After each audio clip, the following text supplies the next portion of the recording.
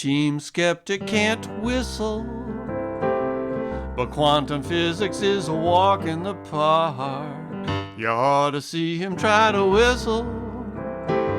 You'd think he's trying to photograph a quark.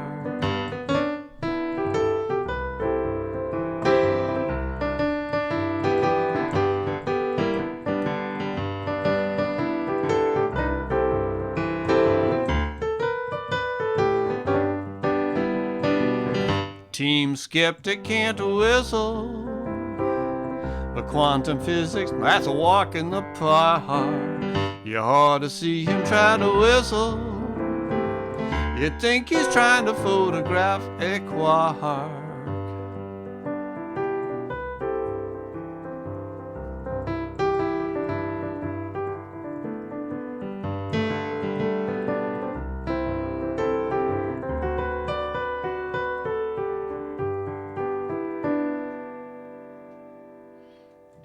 So this song was written back several years ago when Team Skeptic and Fight the Flat Earth used to debate flat earthers.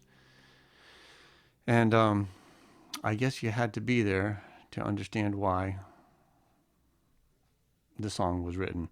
But the reason I have always loved Team Skeptic's years with the flat earth thing is because there was one particular debate which Team Skeptic was actually had almost gotten to the end of his flat earth fighting period, and he was getting kind of bored, I guess. He was in the chat while Fight the Flat Earth was debating a guy named Brian, and I think he was just being silly in the chat with other people like Jessica Kitten or whatever Jessica's last name was at that point.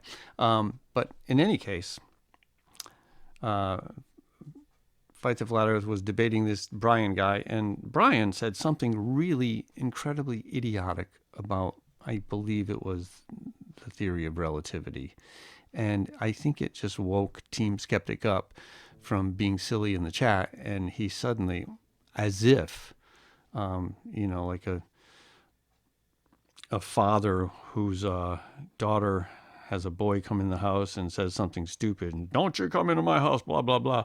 It's kind of like that, but it was like, don't you come into this chat or don't you come into this debate and misrepresent the theory of relativity. And then Team Skeptic went off on him by simply describing the things that the flat earther did not understand in a way that a 5-year-old could understand it. He just laid down the facts in such an amazing way.